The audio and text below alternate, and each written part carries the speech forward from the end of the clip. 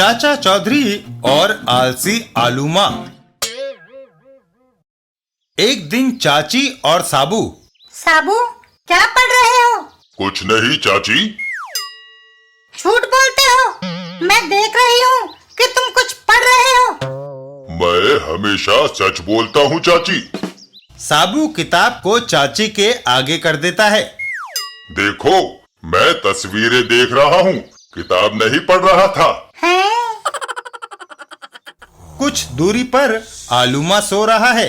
सुनते हो, तुम 4 महीने से पलंग से नहीं उठे। सारा समय सोकर गुजार दिया। कमाल है।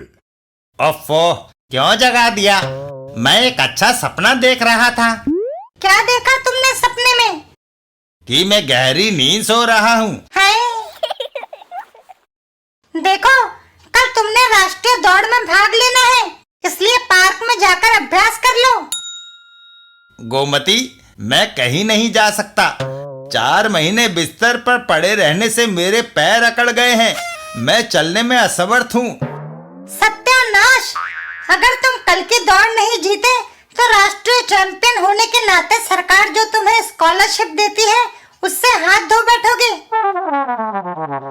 गोमती उसको व्हील चेयर पर बिठाती है। तुम व्हील चेयर से डॉक्टर टकबक के पास जाओ, वह तुम्हें चलने के काबिल बना देगा। आलू माँ चल देता है। अच्छा, जाता हूँ।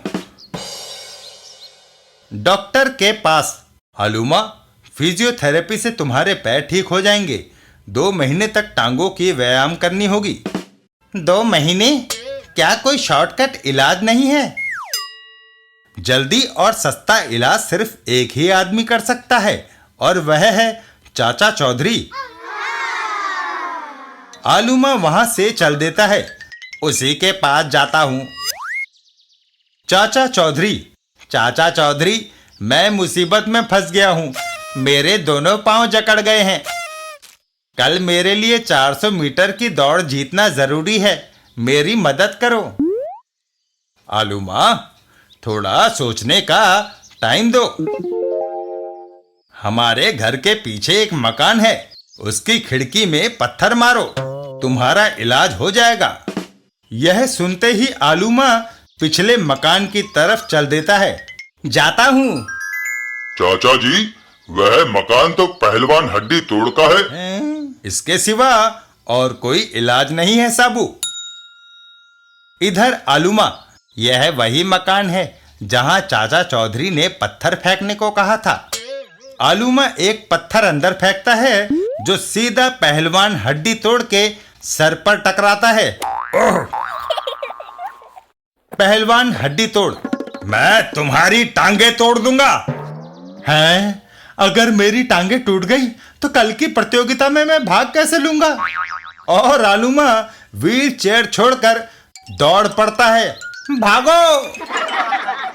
साबू, आलू माँ के पैर ठीक हो गए। हा हा हा हा हा हा हा हा।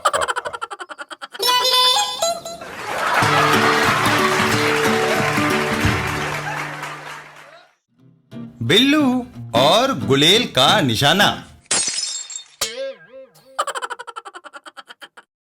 एक दिन बिल्लू के घर पर। देखो, तुम्हारे बिल्लू ने अपनी गुलेल से हमारी खिड़की का शीशा तोड़ दिया। उस कमबख्त छोकरे ने मुझे ये गुलेल मारी है। गुलेल? मम्मी बिल्लू का कान उमेट देती हैं। मैं तेरी गुलेल की खातिर किस किस से लड़ाइयाँ लेती फिरूंगी। उई!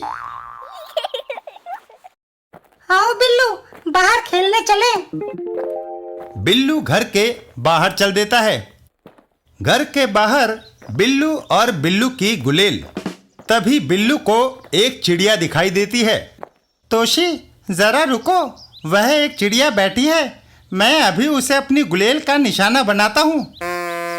बिल्लू निशाना साध कर गुलेल से पत्थर छोड़ देता है। चिड़िया उड़ जाती है और पत्थर सनसनाता हुआ एक खुली खिड़की के अंदर जाता है। हाय, मैं मरा। बिल्लू, भाग घर को। लगता है फिर तुम्हारी गुलेल ने किसी का खोपड़ा तोड़ दिया। इस कमरे में छुप जाते हैं। मैं नहीं समझता था कि नौबत यहाँ तक पहुँच जाएगी। बिल्लू की मम्मी और इंस्पेक्टर साहब, कहाँ है बिल्लू? हम उसे इनाम देने आए हैं। ये चोर जब उस फ्लैट में चोरी कर रहा था तो बिल्लू की गुलेल ने इसे वहीं चित कर दिया। कमाल है। इस नामी चोर को पकड़वाने के लिए सरकार ने इनाम रखा था, जिसका तुम्हारा बेटा ही हकदार है।